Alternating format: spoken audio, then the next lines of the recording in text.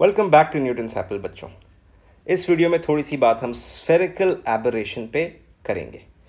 ये क्या होता है बच्चों? This is nothing but the defect in image formation in spherical mirrors, right? तो चलिए समझते हैं बच्चों। तो आपको जैसा याद होगा, हमने पिछले वीडियो में फोकस की एक रिलेशन फाइंड आउट करी थी, r minus R by two sec theta. और मैंने आपको डायग्राम से दिखाया भी था कि डिफरेंट सिचुएशंस में अलग अलग थीटा के लिए वो पॉइंट्स डिफरेंट होंगे प्रिंसिपल एक्सिस पे, जहाँ पे पैरेलल रेज इंटरसेक्ट करती हैं प्रिंसिपल एक्सिस को। तो मैं इस बात की क्लैरिटी बच्चों आपको एक फिगर से देता हूँ और भी बेटर आपको समझ में आएगा। तो ये एक इमेज आप बेसिकली देख सकते हो। ये कुछ नहीं है, ये ढेर सारे रेज आप देख सकते हो, ये स्फेरिकल सरफेस पे पड़ रहे हैं और वो रिफ्लेक्ट करके एक जगह मीट करने की कोशिश कर रहे हैं। तो अगर आप अपना ध्यान लेकर जाओ तो यहाँ से आप देखो यहाँ तक के जो रेज हैं, राइट, वो ऑलमोस्ट इस पॉइंट पे यहाँ कहीं मीट कर रहे हैं, राइट। लेकिन जैसे जैसे आप दूर चले जाओ, लेट्स से आप यहाँ पहुँच गए, आप इस वाली रे को देखो, अब ये कहीं पीछे ही रह गई इधर। सिमिलरली इधर भी यहाँ इस रे को देखो आप, तो ये भी कहीं पीछे ही रह गया इधर।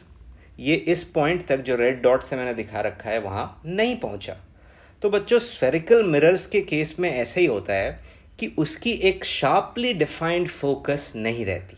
जब तक हम इस रेंज में हैं, जैसा मैंने स्पेसिफाई किया है, तब तक हमें मिलता है कि सारे रेज इस पॉइंट पे कन्वर्ज करते हैं।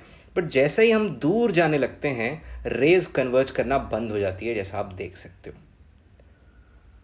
तो coming back to our original equation जो हमने डिराइव किया था, इससे हम कैसे और जानकारी ले सकते हैं जो भी हमें फिनोमिना देखने को मिल रहा है। अब देखो ये रीजन में जो मैंने स्पेसिफाई कर रखा है, रेड वाली रीजन, राइट, इसमें जो थीटा बनेगा, आप सोचो ये बहुत ही छोटा बनेगा। अगर मैं एक तरह से इसकी सेंटर इमेजिन करूं, कहीं लेट्स से ये इधर लाई करेगी इसकी सेंटर, तो आप सोचो यहां से ये एंगल बहुत ही छोटा बनाएगा। एंड वैसे रेज के लिए हमें दिख रहा है कि वो रेज एक पॉइंट पे ऑलमोस्ट कन्वर्ज कर रही हैं। तो अपनी इस ओरिजिनल इक्वेशन में अगर हम माने that theta is almost very very small, तो ऐसे केसेस के लिए फोकस की वैल्यू आप देख सकते हो ऑलमोस्ट कितनी हो जाएगी बच्चों? सेक ऑफ 0 इज ऑलमोस्ट 1, तो r minus R by two almost equal to r by two. और आप याद करो बचपन में आपने ऐसा रिलेशन पढ़ रखा है दैट रेडियस ऑफ कर्वेचर की हाफ होती है फोकल लेंथ, राइट।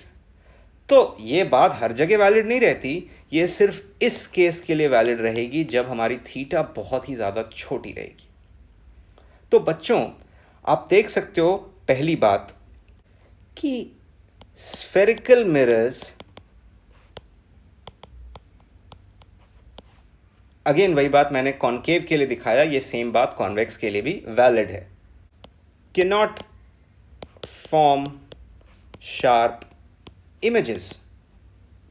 इसी डिफेक्ट को, उसकी इनएबिलिटी की वो एक जगह पे सारे रेस फोकस नहीं कर पाता, सिर्फ कुछ सिलेक्टेड रेस को ही कर पाता है, इसी डिफेक्ट को एक तरह से बच्चों हम स्फेरिकल एबरेशन कहते हैं, राइट। ये हो गई पहली बात। और दूसरी बात, जैसा मैंने आपको यहां दिखाया कि जब थीटा बहुत ही छोटे होते हैं, राइट, यानी फॉर थीटा बहुत ही छोटे, ऐसे जो रेज होते हैं बच्चों, ऐसे ही रेज को हम पैरेक्सियल रेज कहते हैं, या in other words rays which are very close to the principal axis.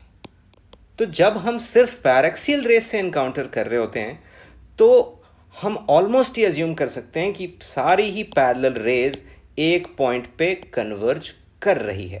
और जैसा ही हम उस रेंज से दूर चले जाएंगे, ये फिनोमिना हमें देखना बंद हो जाएगा और हम इस रिजल्ट को अपने डिस्कशन में यूज नहीं कर सकते। कौन सा रिजल्ट बच्चों?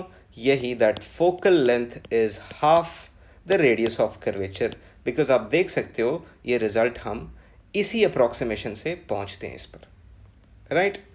तो कंक्लूजन के लिए बच्चों, हमारा जो डिस्कशन आगे जो भी होगा इमेज फॉर्मेशन का, उसमें हमारी जो रेज होंगी वो पैरेक्सियल होंगी, यानी they will be very close to the principal axis. और वैसे सारे रेस के लिए हम ये रिजल्ट यूज़ कर सकते हैं। आई होप आपको ये अच्छा लगा वीडियो बच्चों। ऐसा है तो प्लीज़ थम्स अप दबाएं, कमेंट्स में हमें बताएं and do subscribe our channel for more updates.